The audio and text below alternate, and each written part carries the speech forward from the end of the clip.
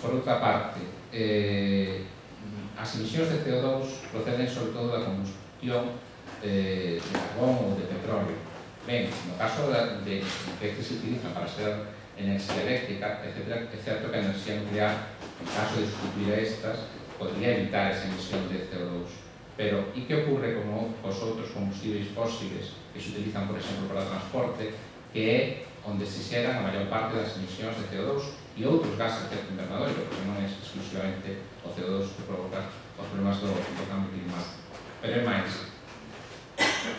Tamén hai que ter en conta que, ligado á actividade nuclear, hai emisións de CO2. É certo que a xeración de enerxía eléctrica na central non emite CO2, pero hai outras partes do ciclo do uranio nos que sí hai emisións, pode e hai emisións de CO2, tanto na extracción do uranio como no proceso de enriquecemento, no transporte, no reprocesamento, etc. Por tanto, para que poidan funcionar estas centrais nucleares tamén é necesario xerar CO2. Desde logo, menos o que pode ser unha central térmica de carbón. Iso non hai, evidentemente. Son seguras. Ben, a seguridade é o que ten que ver fundamentalmente con varios aspectos. A reducción que se xera no ciclo de funcionamento de centrais, para o almacenamento de residuos, que é o bono ver despois, co risco de accidentes e co risco de ataques deliberados contra as súas instalacións. Quizáis, donde máis se ten insistido na cuestión dos accidentes, sobre todo porque houve dous, e en particular un deles, que é o de Chernobyl, tuvo un impacto mediático, entre outras cousas, porque foi un accidente moi grave no ano 86, ainda que o accidente de Three Mile Island no 79 nos Estados Unidos tamén foi un accidente moi importante. A veces, na cuestión dos accidentes, insístese na pouca probabilidade ou baixa frecuencia dos accidentes. É certo, é dicir, existen o que desde a industria nuclear se chaman incidentes, distintos dos accidentes en función da gravidade dos erros ou fallos que hace dentro da central, e só hai incidentes e menos accidentes. Non son moi frecuentes, sorte tamén, pero si temos en conta os anos que levan funcionando, o número de accidentes non é nada. De todas formas, eu creo que aquí a mí xurme unha pregunta, é dicir, é importante só o número de accidentes ou as características de accidentes, o feito de que nos llevamos a considerar, por exemplo, a tolerancia a maior exosión de radioactividade. É certo que a seguridade nas centrais aumentou, entre outras cousas, pola presión social, tamén porque houve melloras tecnolóxicas importantes, pero tamén é certo que ninguén pode garantir unha tecnoloxía a prova de fallos ou de erros humanos, non? E podemos dicir, bueno, nin esta, nin ninguna outra tecnoloxía. A cuestión é se nos podemos comparar os erros que pode haber no uso desta tecnoloxía os erros no uso de outra tecnoloxía, que realmente son comparables. Eu non o teño claro. E se vamos a construir máis centrais nucleares, podemos seguir falando de que van a ser igual de improbables eses accidentes. Bueno, é posible que estemos ante centrais unhas características diferentes, máis seguras, e, por lo tanto, a probabilidade dentro de cada unha por separado sexa menor que nas que están en funcionamento. Pero o certo é que siguen funcionando centrais nucleares que son das primeiras xeracións. Por lo tanto, esos erros están aí e un maior número de intentos que aumentar a probabilidade. Pero, por que se insiste na seguridade? Bueno, seguramente porque isto é máis medio de ten a xente, pero creo que tamén existe alguna razón de tipo económico. Hai que pensar que a seguridade, os custes na seguridade das centrais son o que máis encarece a construcción dunha central. Por lo tanto, canto menos medo haxa, menos necesidade haberá de facer investimentos extraordinarios para garantir esa seguridade. Se o medo é moi grande, seguramente os custes en sistema de seguridade terán que ser maiores, por lo tanto, aumentará o custo da da situación. E eu creo que depois hai un aspecto que a min personalmente me preocupa, que é porque isto os economistas a veces temos tratado de unha forma a veces un tanto banal, que tanto vale unha vida humana, non?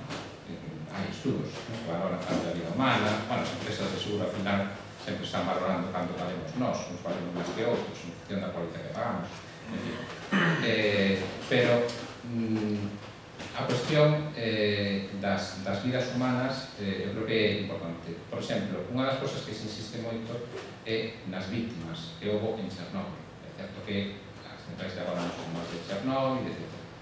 E citas un informe de Nacións Unidas no que se di que houve 59 mortos demostrados en Chernobyl. Ben, por que non están demostrados os demais? Pois porque non hai unha etiqueta na morte dunha persoa.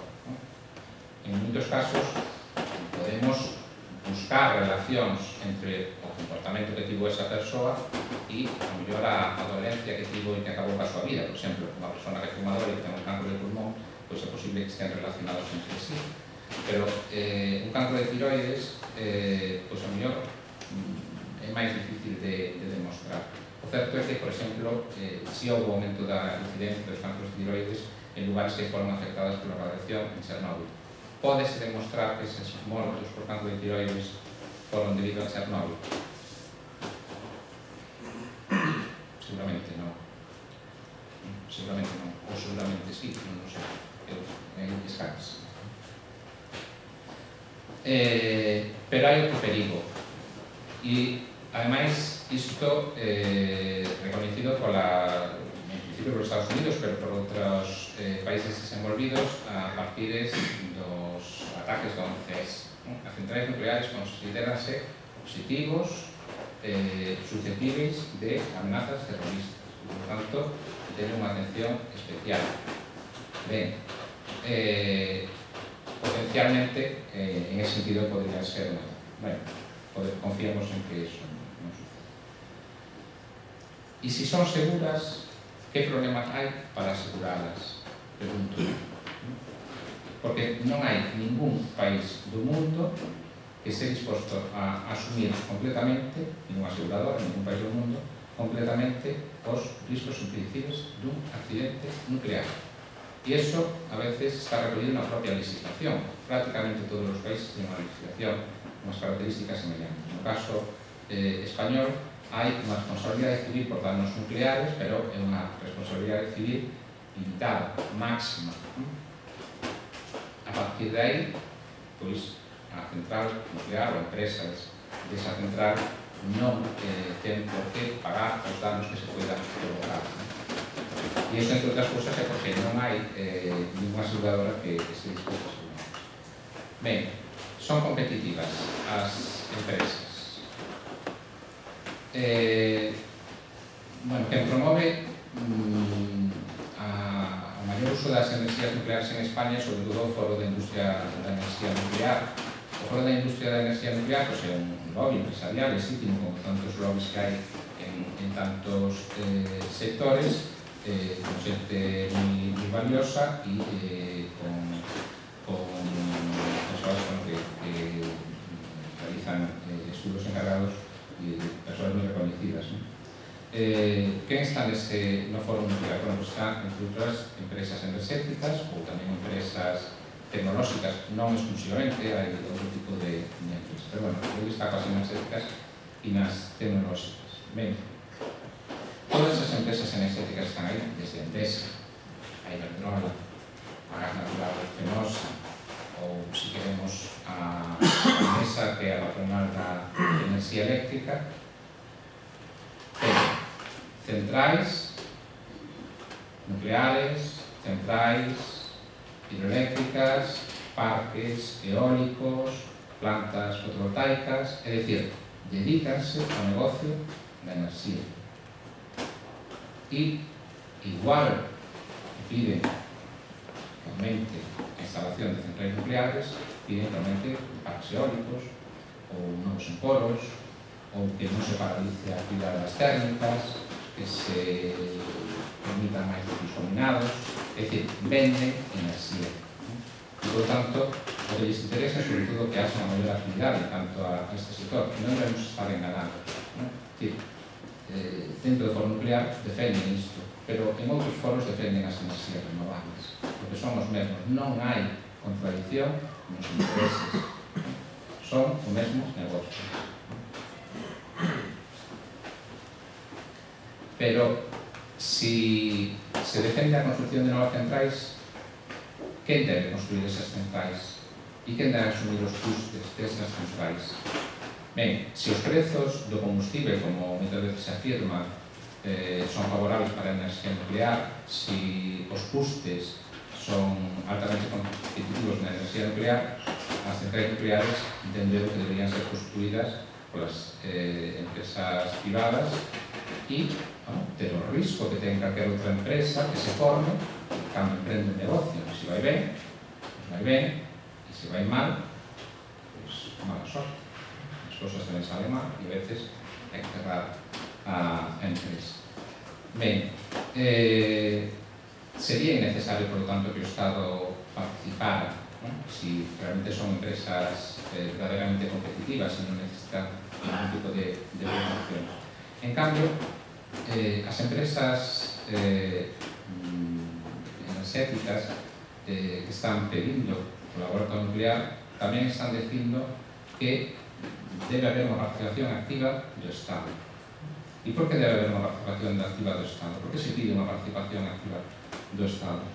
Bueno, pois hai que ter en conta que a maior parte das centrais nucleares no mundo veñen funcionando gracias á protección do Estado, entre outras cousas, porque nos anos 70, crise enerxética, pero tamén crise económica a nivel mundial, moitas destas empresas que se tiñan metido en investimentos, a veces moi grandes, por a construcción de novas centrais nucleares que son caras de construir, pues atópanse con unha conjuntura bastante desfavorable. Non só a crise económica, tipos de xuro elevados, ou a cotización do dólar, a demanda enerxética resulta que xa non está aumentando como se tiña previsto, por tanto, moitas destas empresas van a entrar en bancarrota. Entonces, os estados van a entrar a salvar esas empresas enerxéticas. E iso vai a suceder tamén en España. Cando en 1983 se dá un laboratorio nuclear en España, estamos ante empresas enerxéticas que están metidos nun negocio nuclear ruinoso. E a paralización das centrais nucleares que están en construcción é porque se van a socializar as perdas. É dicir, o Estado asume esas perdas para sacar desa situación de bancarrota as empresas enerxéticas. Como se vai a financiar esas perdas a nivel social? Pois como se estivo durante 25 anos, pagando unha factura eléctrica sobre o custo da electricidade para pagar a moratoria nuclear. Foi o que se estuvo facendo. Agora xa non se está pagando ese sobrecusto, pero se estivo facendo durante 25 anos. Pero, ademais, as empresas están interesadas por outra razón, penso eu, e é que ante un tema tan complicado como este das nucleares, o que nos atopamos é con que se a petición de volta nuclear ou de aumentar o prezo das nucleares, digamos, en algo que socialmente é pedido, pois o Estado debería estar involucrado e tratar de sacar adiante o que é unha petición social, mentras que se é simplemente por un interés privado, pois non teria moito sentido que esta participase. Pero claro, se se dá esa participación do Estado porque se considera que é de interés social, o Estado debe asumir varias cousas. Por unha parte, debe establecer, o considera que é un elemento clave para o seu sistema enerxético, mecanismos de pagamento idóneos para esa enerxía para que sigan sendo viables esas centrales.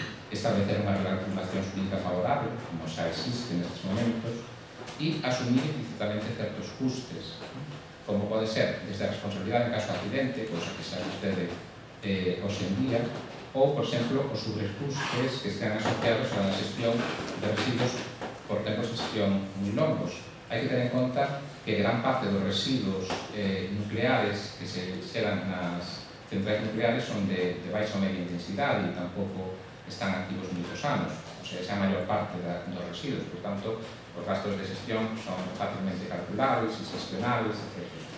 Pero hai unha fracción pequena, que en cambio, ainda que en cantidade pequena, en intensidade moi grande, que están activos centos, miles de anos. Aí, os cálculos de xestión destes recursos é imposible facelos. Non hai ninguén que poida facer unha estimación a máis de 100 anos vistas ou 200 anos vistas sobre cantos van a ser os custes de xestión de ese residuo. Por tanto, non hai tampouco a posibilidade de implicar a ninguna empresa, porque non nos vemos que vai haber unha empresa de todas estas que vai a subsistir dentro de 100 anos, que asuma eses sobrecustos que pode haber nesa xestión de residuos. Que nos terá que facer? Porque, basicamente, van a ser as funciones. Pero tamén hai que ter en conta que gran parte da competitividade ou da suposta competitividade das centrais nucleares está moi asociada aos complexos civiles militares. Ao fin e ao cabo, isto se fala moito, ou poucas veces, de aí nacen as centrais nucleares ligados aos usos militares e siguen sendo os que proveen de combustible. Ben, vamos a pasar moi rápido todo o resto, porque xa se está prolongando isto bastante. Son fontes baseadas na tecnoloxía máis punteira? Bueno, pois sí, son tecnoloxía punteira, non podemos dicir que non se este utilizando a tecnoloxía punteira, pero bueno, iso non quere dicir máis que hai unha investigación continua, unha investigación por parte do sector, investigación financiada tamén en parte do Estado, pero que sea punteira non quere dicir que estén resoltos os problemas tecnolóxicos. Falase moito, por exemplo, de centrais de cuarta xeración, pero como dixen, incluso os cálculos máis optimistas din que non antes de 20 anos estaban resoltos os problemas para que poida funcionar unha central de cuarta xeración. De feito, a maior parte das que existen son de primeira ou segunda xeración. E, ademais, esta tecnoloxía está, sobre todo, en máis multinacionais. Antes veíamos que participaba, por exemplo, a Westinghouse, a General Electric, dentro do Foro de Infusión Nuclear Español. Bueno, pues, esas son, entre outras, as que proveen de reactores nucleares as distintas centrais nucleares. Xeran emprego as centrais nucleares? Sí, xeran emprego. Fálase en unha afirmación que vi en distintos lugares de 30.000 empregos traballando no sector nuclear en España. Ben, a verdade é que isto é casi xa un costume por parte de calquer subsector enerxético, que inflar as cifras de emprego. Quizás porque son as mesmas empresas as que están no xogo nuclear e nos outros xogos, entonces a mellor computan sempre os seus empregados, dependendo do caso, para un subsector ou para outro. Pero, se sumásemos todos os empregos que hai en todos os subsectores enerxéticos, que moitas veces manifestados por as mesmas empresas, pois seguramente estaríamos con as cifras no sector enerxético e no sector eléctrico en particular moi altas. Según as cifras oficiais, en producción e transporte e distribución en España traballan e son as únicas estatísticas oficiais de emprego que existen, non hai outras. Traballan en todo o sector eléctrico, o sea, centrais térmicas de carbón, ciclos combinados, centrais hidráulicas, parques eólicos, incluídas as centrais nucleares, traballan en todas esas centrais na producción 9.777 persoas no ano 2007 e 17.000 en transporte e distribución de servicios, é dicir, 26.800 persoas. Por lo tanto, dificilmente podemos pensar que hai 30.000 persoas traballando no sector nuclear. Se temos en conta o Consello de Seguridade Nuclear, que fai os controles rutineiros por posibles radiacións dos traballadores, é complicado facer ese tipo de controis e, ademais, teñen que estar perfectamente identificados todas as persoas que traballan na central, tanto se de forma fixa como eventual, ou realicen traballos relacionados coa central, pois, según esa fonte, se fixeron controis no ano 2001 a 6.532, que eu entendo que son tanto as directas como as indirectas, o que eran fixas, eventuais e en algún momento fai algún tipo de traballo. Según diversas estimacións que eu teño atopado, podríase decir que nas centrais nucleares en España hai en traballo de entre 2.000 e 3.200 persoas e seguramente poden ser até esas 6.500 se pagan tamén como traballadores indirectos. Eu creo que non podemos ir moito máis que non é unha cifra desdeñable, pero desde logo non chega a eses 30.000 empregos que se digo. Bueno, os residuos. Ten solución? Bueno, depende de que chamamos solución.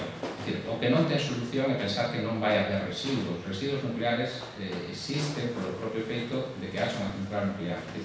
Vai haber residuos. Muitos residuos, como dicen, son de baixa e media intensidade, que están perfectamente controlados. De todas formas, hai outro tipo de residuos que son máis problemáticos, que son eses de longa duración, de alta intensidade, que son residuos máis moi perigosos. O propio Foro da Industria Nuclear española di que esa radiación pode ser moi peligroso con excepción, inhalación, radioactividade da pele, necesitan unha custodia para que non se entre en contacto con eles. Cal é a solución prevista? Cando se fala de solución, cal é a solución prevista? A solución prevista é confinamento a longo prazo. Esa solución non está resolta en ningún país nuclearizado a día de hoxe. E, de feito, en España estivemos falando estes últimos meses sobre o confinamento temporal deses residuos. O sea, durante uns cuantos anos, pero non o definitivo. Onde están eses residuos, por lo tanto? De momento están nas propias centrais. Según información do propio Ministerio, pois aí temos un pequeno cuadro con todas as toneladas almacenadas nas distintas centrais nucleares en España. O problema é que moitas centrais realmente xa está sendo un problema, que xa non hai moito máis lugar para almacenar eses residuos, porque se preveía, xa hai tempo que iba resolto ese confinamento a longo prazo, e hai outro problema adicional, que temos residuos que mandamos para Francia, que deberían estar de volta a día de hoxe, en 2011, porque aumentan os custes, e que foron para reprocesar, e que mentre sen ali se han aumentando os custes. Por lo tanto, temos problemas no almacenamento en canto a onde almacenalos e quen vai a custodialos durante todo o tempo de vida útil. E acabo xa. Os maiores países do mundo apostan pola enerxía nuclear. Sí, apostan pola enerxía nuclear, pero apostan tamén por outras fontes enerxéticas. É certo que a maior parte dos países máis consumidores e maiores produtores de enerxía están apostando por aumentar a capacidade enerxética de nucleares, pero tamén enerxías renovables e outras fontes. Entre outras cousas, porque hai un problema enerxético moi grave, que ten que ver entre os elementos os feitos de extracción do petróleo, que, según algún xa se estarían a dar. Por lo tanto, se nós miramos, por exemplo, cal é a evolución que a propia Unión Europea contempla para unhas e outras fontes enerxéticas, pois podemos ver que non é a nuclear a única que está aí recolhida, senón que hai moitas outras fontes que están pensadas. Pero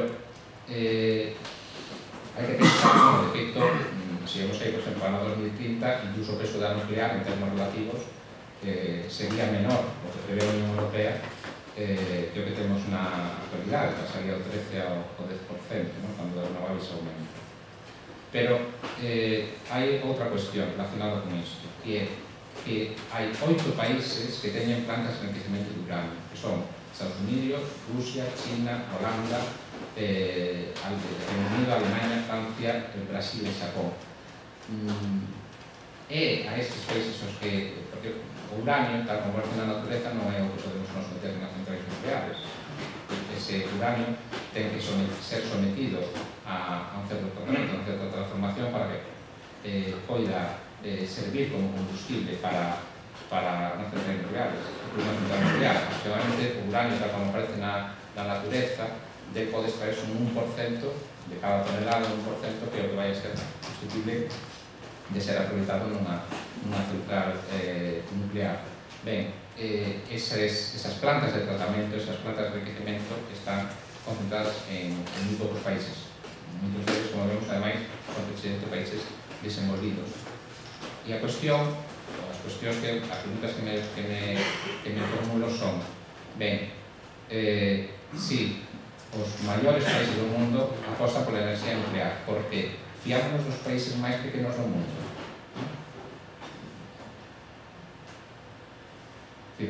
Si nos aterroriza que Irán teña unha central nuclear, si nos aterroriza que Corea do Norte teña unha central nuclear,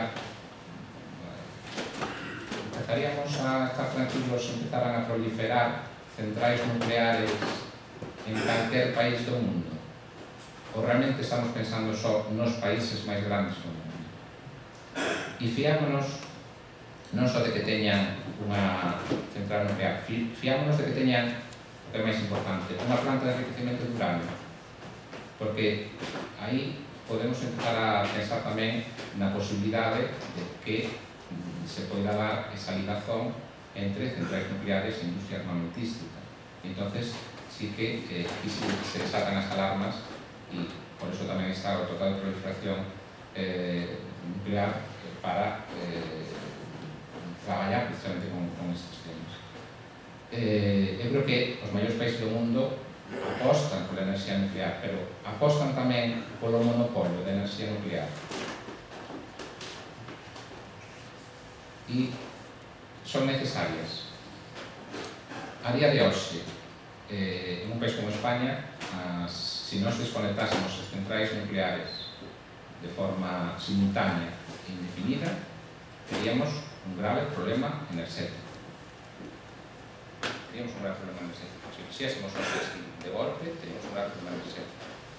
Pero, dito isto, se hoxe desconectásemos calquer outro tipo de central, teríamos un grave problema enerxético. Porque temos un grave problema enerxético. Entón, o problema non é se son necesarias só as centrais nucleares, ou se é que temos un grave problema enerxético a resolver.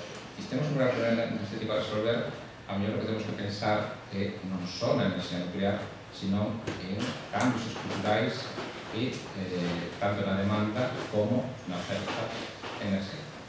Moitas gracias.